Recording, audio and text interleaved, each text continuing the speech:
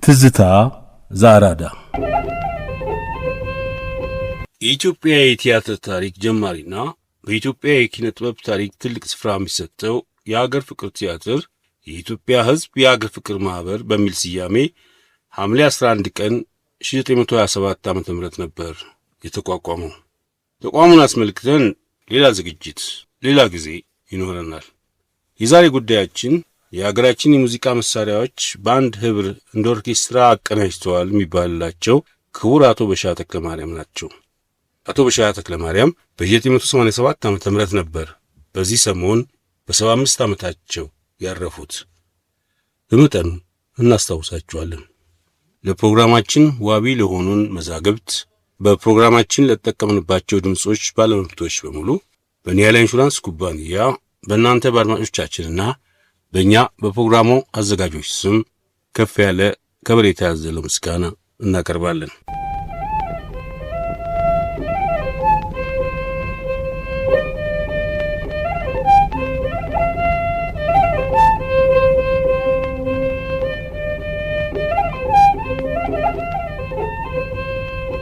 የሀገራችን የባህል ሙዚቃ መሳሪያዎች በኦርኬስትራ መልክ ተቀናጅተው መቅረብ የጀመሩት በሀገር ፍቅር ቲያትር ነው ይባላል። ረጅም የሀገርነት ታሪክ ባለው ሀገር ውስጥ አያሌ የተለያየ ቋንቋና ባህል ባለው ሀገር ውስጥ በእርግጠኝነት ጥልቅ ጥናት ሳይሰራ ወይም ተሰርቶም ከሆነ ሳይነበብ እቀጭ እቋ አድርጎ መናገር ያስቸግራል። በህብረት ተቀናጅተው ይቀርቡ የነበረበት ዘመንም ሆነ ስፍራ ሊኖር ስለሚችል በእኛ የእውቀት ደረጃ የሀገራችን የሙዚቃ መሳሪያዎች በኦርኬስትራ መልክ በሀገር ፍቅር ማህበር ሲቀርቡ ይህን ታላቅ እርምጃ ያደረጉት ሰው ክቡር አቶ በሻህ ተክለማርያም ናቸው። በ1987 ዓ.ም የሀገር ፍቅር ቲያትር 60ኛ ዓመቱን ሲያከብር ጥናት እንዲደረግባቸው መመሪያ ተሰጥቶ በተለያዩ ሙያተኞች የተሰሩ ጥናቶች ነበሩ። እነዚህ ጥናቶች ተሰርተው ካለቁ በኋላ ሳይታተሙ ቆይተው በ1991 ዓ.ም በአንድ 150 ገጽ ባለው መጽሔት ሊታተም በቅቷል። በዚህ መጽሔት ውስጥ የተለያዩ ባለሙያዎች የተለያዩ ጽሑፎችን አቅርበዋል። ድምፃዊ ቶማስ አበበ አቶ በሻህ ተክለማርያምን ቃለ መጠይቅ አድርጎ ይህን ጽሑፍ አስፍሮልናል።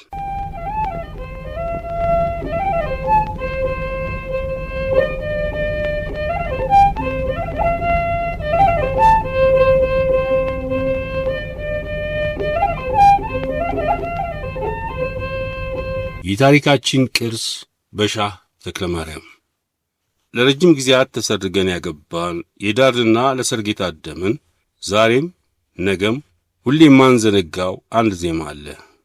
ሙሽራዬ ሙሽራዬ የወይን አበባዬ የሚለውና ሙሽሮች ሲገቡ ኬክ ሲቆርሱ ሲነሱ ሲቀመጡና ሲወጡም የሚዘመርላቸው የሙሽሮች የክብር መዝሙር የሆነ የሙሽራዬ ግጥምና ዜማ ደራሲ አቶ በሻህ ተክለማርያም የተሰኙ የኪነ ጥበብ ሰው ናቸው ይላል ቶማስ አበበ በጽሑፉ።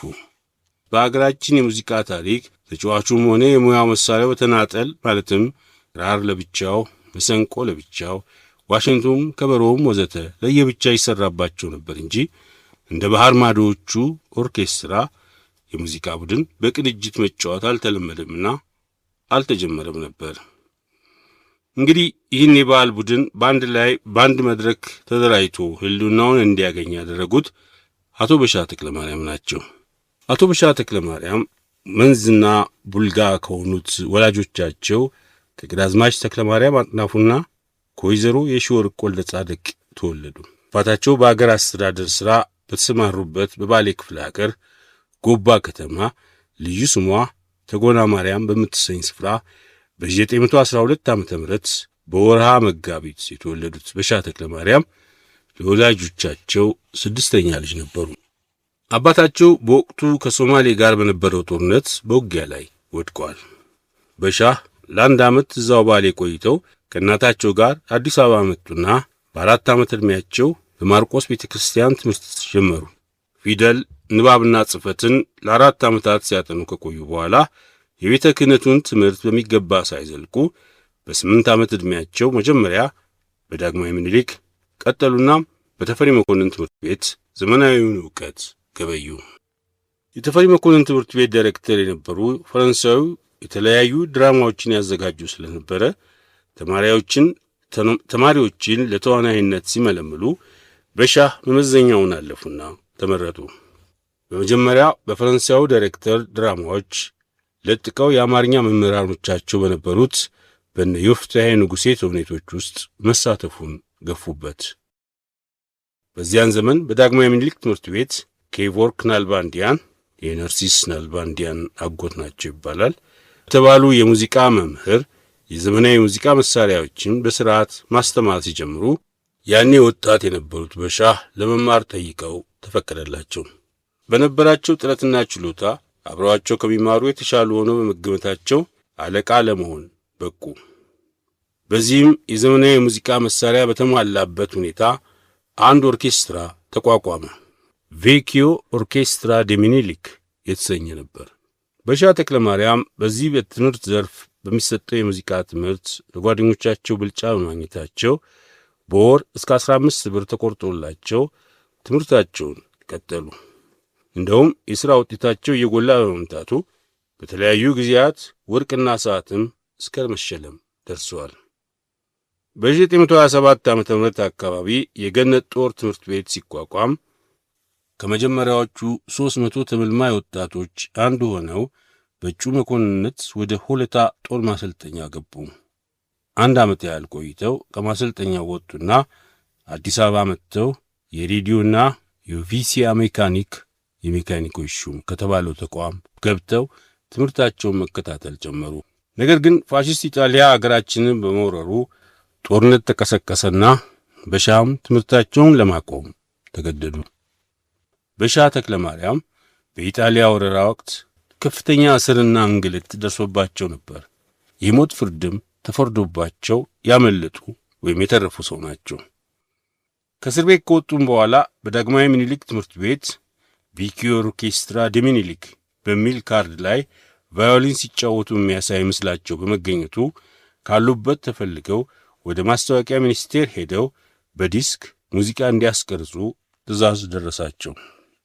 አቶ በሻህም እኔ በድምፅ ማዜም አልችልም በማለታቸው ቀኝጌታ ቤተ ማርያም ዘወልዴ የተባሉ ሰው መጡና አማኑኤል ቸርነው ሁሉንም አየነው የሚል ዜማ ሲያዜሙ በሻህ በቫዮሊን እንዲያጅቡ ታዘው በሸክላ አስቀረጹ።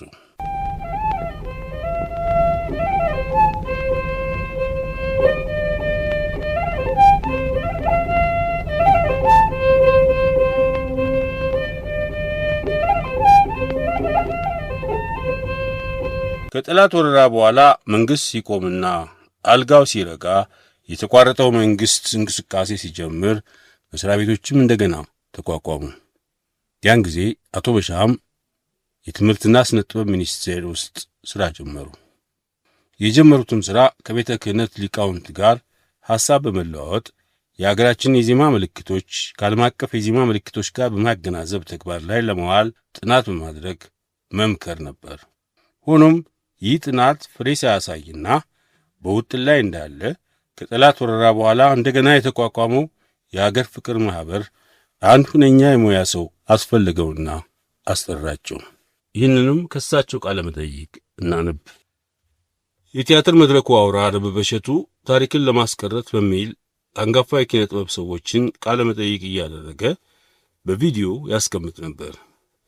ከነዚህ መሃል አንዱ አቶ በሻህ ተክለ ማርያም ናቸው። አቶ በሻህ ተክለ ማርያም ለደበበ እሸቱ ቃለ መጠይቅ ከሰጡት ቃል በመጠኑ እናስደምጣችሁ። አቶ መኮንን ይፈልጉዋል፣ ለምን እንደሆነ አላውቅም። ነገር ግን በጥብቅ ነው የሚፈልጉህ። እንዲያውም ከላይ ነው አሉ የታዘዘው አሉኝ። እኔ አላቃቸውም፣ ለምን ይፈልጉኛል ስለው እኔ አላቅም፣ ይፈልጉዋል እና ሂድ አለኝ። ይሄ 6 ኪሎ ያለው ገንዘብ ሚኒስትር ያለበት ድንጋይ ቤት ነበር ያሉት ለጊዜው። እንደው እንደ ትልቅ ሰው ውጭ ድረስ ሮጠው መጥተው ተቀበሉኝ። መጣ ሲባል ጌታዬ ለምን እንዲሰራሉ? ነውር አይደለም? ልጅ ሆነኝ ለኔ ብለው። አይ አንተ አታቀኝም ልጄ፣ እኔ አውቃለሁ። እና ገባሁ፣ ቁጭ አልኩ። ምንድነው ስል ጊዜ የሙዚቃና የቲያትር ችሎታ ስላለህ አንተ እዛ ሀገር ፍቅር መጥተህ አንተ ይሄንን እንድታካሂድልን። ታዲያ እኔ አለቃዬ አልበደሉኝ። ምን ብዬ ስራ ይዣለሁ ትምህርት ሚኒስቴር፣ እንዴት አድርጌ ልምጣ አልኳቸው። የለም ንገረው፣ ይሄ ከላይ የመጣ ትእዛዝ ነው፣ ንገረው፣ ግድ የለም። እሺ አልኩና አቶ መኮንን ደስታን ሳማክራቸው ጊዜ ኦሆ እሱ ማለት ዋናው ማለት ነው እና ሂድ አሉኝ። እሺ አልኩና ስንብት ወረቀት ሰጡኝ። መጣሁ። የካቲት 2 ቀን 34 ዓመተ ምህረት ነው። በኋላ በባህል መሳሪያ ኦርኬስትራ ማቋቋም እችላለሁ እና በዚህ ለመስራት ነው የምፈልገው። እንዲህ መሰራ ከሆነ የየክፍለ ሀገሩ መሳሪያ ሁሉ ያስመጡልኝና እየለካሁ በደንብ አድርጌ የሀገራችንን ባህል ኦርኬስትራ ማቋቋም እችላለሁ አልኩ። እችላለሁ አሉ። በ2 ወር ውስጥ ሁሉን የየሀገሩን እንትን አመጡልኝ። አቶ በሻ ተክለ ማርያም ለደበበ እሸቱ ቃለ መጠይቅ።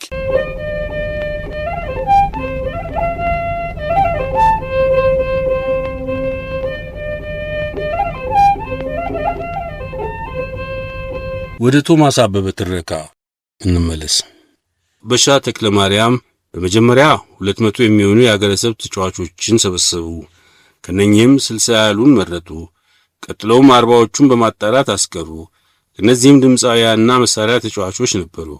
ለምሳሌ በወቅቱ ዝነኛ ከነበሩት መካከል እንደፈረደ ጎላ፣ ይመር ተፈሪ፣ ሰለሞን ረታ፣ ወርቄ መኩሪያ፣ ከበደ ገሰሰ፣ እጅጉ ወሮታ፣ በላይ ካሳ፣ ዘነበች መንገሻ፣ ለታገኝ ኃይሌና ሌሎችም ይገኙባቸዋል። ከዚህ በኋላ የባህል መሳሪያዎችን ስብስብ ቅንብርና ቅንጅት ሥራ ተያያዙት። በወቅቱ መርጠው ያሰባሰቧቸው መሰንቆ፣ ክራር፣ በገና፣ ዋሽንት፣ ከበሮ፣ ነጋሪት፣ ግልገል ነጋሪትና ታሞ ነበሩ። ከዚህ ውስጥ ክራርና መሰንቆ፣ በገናና ዋሽንት በቅኝት ሲጣጣሙላቸው ወፍራም ድምፅ የሚያወጣ መሳሪያ ለማግኘት ባለመቻላቸው ከበገና ሌላ በመሰንቆ በኩል ማለት ነው እንደ ውጮቹ የሙዚቃ መሳሪያ ኮንትሮባስ አይነት ለማግኘት የራሳቸውን የፈጠራ ዘዴ መጠቀም ነበረባቸው። አቶ ተፈሪ ሻራው የተባሉ ፒያሳ የሚገኙ የእንጨት መሰንጠቂያ ባለ ንብረት አቶ በሻ የሚፈልጉትን የሙዚቃ መሳሪያ በስዕል ነድፈው የቁመቱንና ርዝመቱን የጎኑን ስፋት ለክተው ሰጧቸው። አቶ ተፈሪም ጉዳዩ ስሜት ስለሰጣቸውና ለዚያም ይሁን የቆየ ደረቅ እንጨትም ስላልነበረ ከውጭ ሀገር አስመጥተው የተባለውን በቁም የሚሰራበትና በቁም የሚጫወቱት መሳሪያ ሰሩላቸው። እናት ማሰንቆ። መሳሪያው ተሰርቶ ሲያልቅ ሌላ ያልታሰበ ችግር ተከሰተ። ይህ ተቁሞ የሚሰራበት እናት መሰንቆ የተባለው መሳሪያ የሚሆን ጭራ ሲፈለግ የሀገራችን ፈረሶች ጭራ አጠረውና ቁጭ አለ። በኋላ ግን መፍትሄው ተገኘ። ይኸውም በክቡር ዘበኛ ፈረሰኛ ክፍል ውስጥ ከአውስትራሊያ የመጡ ትላልቅ ፈረሶች ስለነበሩና ረጃጅም ጭራ ከዚያ ስለመጣ የተደከመበት የሙዚቃ መሳሪያ ተቃኘና በተሳካ ሁኔታ ለፍሬ በቃ። አቶ በሻ ይህን ሁሉ አደራጅተው አሰልጥነው ዜማዎችም አስጠንተው አስተማማኝ ደረጃ ካደረሱት በኋላ በ6ኛው ወር የሥራ ፍሬያቸውን ለማሳየት ንጉሠ ነገሥቱ ቀዳማዊ ኃይለ ሥላሴን ጠሩ። ስለዚሁ አንድ ወቅት ራሳቸው ሲናገሩ ተጫዋቾቹን አሰለጠንኩ፣ በ6ኛው ወሩ ጃንሆይን ጋበዝኳቸውና ሀገር ፍቅር ማኅበር አሁንም ድረስ ያለችው የመጀመሪያዋ ትንሿ አዳራሽ ውስጥ አሳየናቸው። ፊታቸው በፈገግታ በራ፣ ዐይናቸው ሩቅ አየ። ወደ ኋሊት ተጓዙ መሰሉኝ፣ መረቁኝ፣ በርታሉኝ በማለት አውግተው ነበር። አቶ በሻ ተክለ ማርያም በ1934 ዓ.ም እንዳቋቋሙ በዚያን ጊዜ የማስታወቂያ ሚኒስቴር የድምፅ መቅረጫ ቴፕ ሪኮርደር ስላልነበረ ዘፈን በሬዲዮ ማስተላለፍ ሲያስፈልግ አቀንቃኙ ከነባህል ኦርኬስትራው በሬዲዮ መርሃ ግብር ጊዜያት ስቱዲዮ ድረስ በመሄድ በቀጥታ ዘፈኑ ለሕዝብ እንዲተላለፍ ይደረግ ነበር። እዚህ ላይ ሌላው አስገራሚ ነገር በወቅቱ ሀገር ፍቅርም ሆነ ሬዲዮ ጣቢያው መጓጓዣ መኪና ስላልነበረው የሀገር ፍቅር ማኅበር ተጫዋቾች በየዕለቱ በሬዲዮ ሰዓት መሳሪያቸውን ተሸክመው መሄድ ነበረባቸው። ሄደውም ሙዚቃቸውን አስተላልፈው ዕቃቸውን ተሸክመው ይመለሳሉ። እንዲህ አድርገው ነበር ሀገር ያቀኑት ይላሉ ቶማስ አበበ። ክቡራቱ በሻ ተክለ ማርያም ስለ አንዳንድ ሙያተኞችም አንስተው ለደበበ አጨዋውተውት ነበር። ጥቂት እናድምጥ። አቶ ይፍታሔ ፓርላማ ነበሩ። እሳቸው አቶ ይፍታሔ ንጉሴ መጀመሪያ የዳግማዊ ምኒልክ ተማሪ ቤት ስማር መጀመሪያ አማርኛ ነበር የሚያስተምሩት። መጀመሪያ በፈረንሳይኛ ቲያትር ስንሰራ ቆይተን ቀጥሎ እሳቸውና አቶ በቀለ የሚባሉ የአማርኛ ቲያትር ጀመሩ። ሲጀምሩ እዛ ውስጥ የእሳቸው አክተር ነበርኩ። በዚያን ጊዜ ልጆች ሲያዜሙ አንድ ፒያኒስት አርመን ነች፣ ከእሷ ጋር እኔ ነበርኩ። ቫዮሊን እመታለሁ፣ ቲያትርም ያስተምሩ ነበረ። ይፍታሔ ንጉሴ በኋላም ደግሞ እዚህ አገር ፍቅር ሙዚቃውንም ቲያትሩንም ሁሉንም ነገር ስለማልችል ረዳት ፈልጋለሁ ብዬ ስል ላቀው ደስታ የሚባሉ ለጸሐፊነት መጥተው ነበር።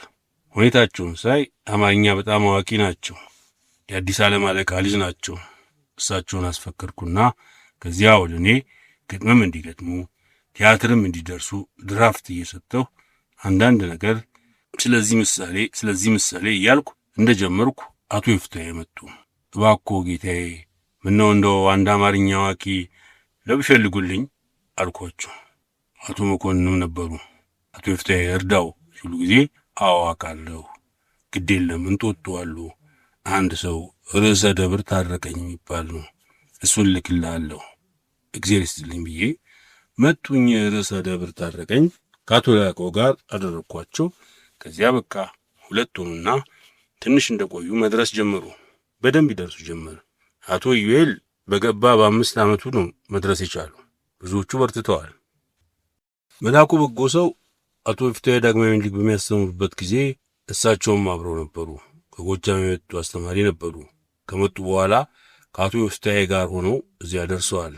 በኋላ የግሪክ ጳጳስ ቤተሰቦች ይወዷቸው ነበርና ወደ ግብፅ ሀገር ሄዱ። አልቆዩም። አቶ ማቴዎስ በቀለ የትምህርት ቤት ጓደኛ ነበር። እንግዲህ አቶ ማቴዎስ በቀለ እዚህ ሊገባ የቻለው እሑድ ለሰኞ አጥቢያ የሚባል አንድ ቲያትር ደርሶ ለአቶ መኮንን አሳያቸው። ይሄንን ሲያሳያቸው ለበሻ አሳየውና ይሆናል ካለ ይሆናል ይሉታል። ያዘና መጣ። እንዲህ ብሏል፣ እንዴት ነው አንድ ቲያትር ይዟል ብለው ስልክ ደወሉና ነገሩኝ። በዚያን ጊዜ እኔ አረ ወንድሜ ነው፣ አብረን ነው ተማሪ ቤት ያደግነው፣ ሆለታም አብረን ነበር አልኳቸው። ያን አየሁትና ይህ በዚህ ይሆናል፣ ይህ እንደዚህ ያሻሽለው አልኩና አንብቤ ሰጠሁት። እንዲጠና ተደረገለት። የመጀመሪያ ሀገር ፍቅር ለመድረስ ቻለ ይላሉ አቶ በሻ ተክለ ማርያም ከደበበ እሸቱ በሰጡት ቃለ መጠይቅ ላይ።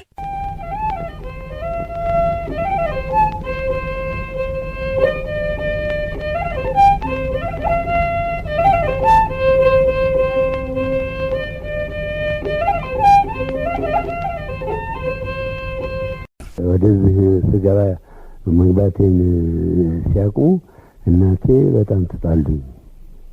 ልዕልት ፀሐይ ሲያገቡ እኔ በቢሮ ወይዘሮ ዮብዳር ገብሩ በፒያኖ ስትጫወት እነሱ ይመለከቱ ነበር። እዛ ብድግ አሉ ከገበታው ላይ ተነሱ።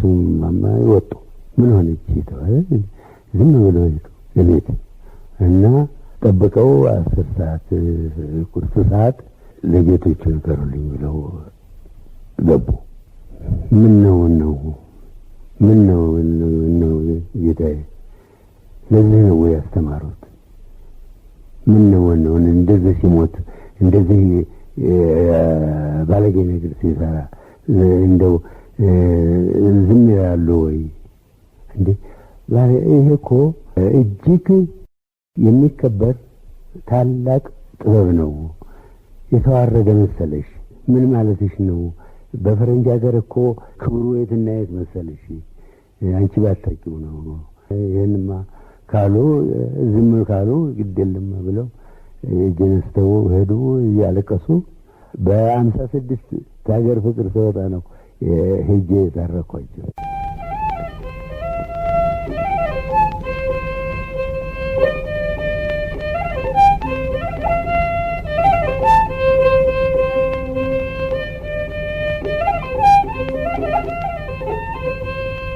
ማስታወቂያ ሚኒስቴር የድምጽ መቅረጫ ቴፕ ሪኮርደር በማስመጣቱ የሀገር ፍቅርን ዘፈኖች በማስተባበር ተቀርጸው ለትውልድ እንዲቆዩ ከፍተኛ ታሪካዊ አስተዋጽኦ አበርክቷል። ከዚያም አልፎ ኮስታ ዲማስ የተባለ ግሪካዊ ሂዝ ማስተርስ ቮይስ የተሰኘ የእንግሊዝ ኩባንያ ጋር በተዋዋለው መሠረት የዝነኞቹን የነ ኢዩኤል ዮሐንስ የነ ፍሬው ኃይሉን ዘፈኖች አንዳንድ የራሳቸውን ዜማዎች በሻህ በዲስክ ለማስቀረጽ ችለዋል። ከዚህም ባሻገር የሀገር ፍቅር ማኅበር እንቅስቃሴው እያደገ ሲመጣ በየጠቅላይ ግዛቱ በየአውራጃውና በየወረዳው የሙዚቃና የቲያትር ቡድን ይዘው በመጓዝ የተለያዩ ባህላዊ ዘፈኖችን ከውዝዋዜ ጋር እንዲሁም የተለያዩ ተውኔቶችን እያስጠኑ ለገጠሪቱ ኢትዮጵያ ነዋሪ ትርኢቶችን አቅርበዋል። በ1937 ዓ.ም የቲያትሩን ባለሙያ ለማደራጀት ደግሞ በአጭር ታጥቀውና ምልመላውን ከየት እንደምን እንደሚያካሂዱ መላ መምታትና ብልሃት መፈለግ ነበረባቸው እና ስለዚሁ ጉዳይ አንዴ ራሳቸው በአጭር ሲያስቀምጡት የቲያትር ሙያተኞችን ለማሰባሰብ ችግር ተፈጠረ። ችግሩ ቲያትር ለማዘጋጀት ማንበብና መጻፍ የሚችሉ ሰዎች ይፈለጋሉ። እነዚህን ሰዎች በወቅቱ ማግኘት የሚቻለው ደግሞ አንድ ቦታ ብቻ ነበር። ያም ቦታ ቤተ ክህነት ነው። በየአብያተ ክርስቲያናቱ ዲያቆናትን ያሰባሰብኩ። ያኔ ነው እነ ኢዩኤል ዮሐንስን፣ እነ መዝሙር ገብረ ወልድን፣ እነ ከበደ ወልደ ጊዮርጊስን የመሳሰሉ ሰዎች ያገኙት ብለው ነበር። እነዚህ ሙያተኞች ይገኙ እንጂ በዚያን ወቅት በአገር ፍቅር ማኅበር አርቲስቶች ዘንድ እኔ ሙዚቀኛ ነኝ፣ ዘፋኝ ነኝ፣ ተዋናይ ነኝ፣ ተወዛዋዥ ነኝና የሥራ መደቤ ይሄ ነው የሚባል ነገር አልነበረም። ከቶም አይሞከርም። አስፈላጊ ሆኖ በተመደበበት ሁሉ በሁለገብነት ይሰለፍ ነበር። በ1948 ዓ.ም አቶ በሻህ ተክለ ማርያም አንድ ለየት ያለ ትእዛዝ ይደርሳቸዋል። ይኸውም አሰልጥነው ያደራጁትን በአገር ደረጃ የታመነበትን የኪነ ጥበብ ቡድን በመምራት ወደ ሩቅ ምስራቅ እንዲሄዱ የሚል ነበር። ታዲያ አገር መወከልና ባህል ማስተዋወቅ ቀላል ካለመሆኑም ሌላ የኪነ ጥበብ ቡድን ከአገሩ ውጭ መጓዙም ለመጀመሪያ ጊዜ በመሆኑ ለአቶ በሻህ ሌላ ዙር ፈተና ነበር። ስለዚህም ሁለት አብይ ጉዳዮችን ጎን ለጎን ማከናወን ነበረባቸው። አንደኛ የኢትዮጵያን የባህል ቡድን ሊወክል የሚችል የተሟላ ሙያተኛ የሰው ኃይል ማደራጀትን የሚጠይቅ ነው።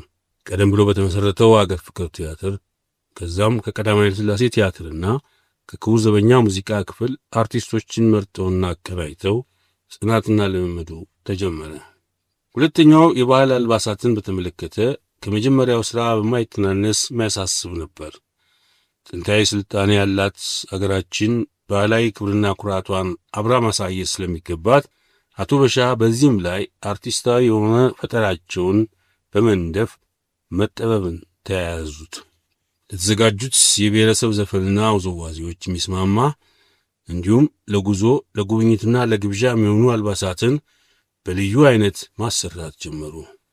በ1953 ዓ.ም የመጀመሪያውን የኢትዮጵያ የኪነ ጥበብ ቡድን የባህል አምባሳደር ወደ ሶቪየት ኅብረትና ወደ ሕዝባዊ ቻይና ይዘው ተጓዙ። ጉዞውም 3 ወራትን የፈጀ ነበር። የአቶ በሻህ የኪነ ጥበብ ሕይወት የሚቋጨው እጅግ በሚያሳዝን ሁኔታ ነው። በ1956 ዓ.ም ያንን ያህል ደክመው ከሰበሰቧቸው የባህል ተጫዋቾችና የቲያትር ሙያተኞች ውስጥ 43 ያህል የሚሆኑትን ምርጥና ምትክ ያልነበራቸውን አርቲስቶች ከሥራ ሲያባርሯቸው አዘኑ። የአገር ፍቅር ማኅበር የበላይ ኃላፊ የነበሩት ሚኒስትሩ አቶ መኮንን ሀብተወልድ በታሳሱ ግርግር ሞተው ስለነበረ ሌሎች ሊረዱላቸው አልቻሉምና ራሳቸውም ወደ ማስታወቂያ ሚኒስቴር ተዛውረው እንዲሰሩ ተነገራቸው።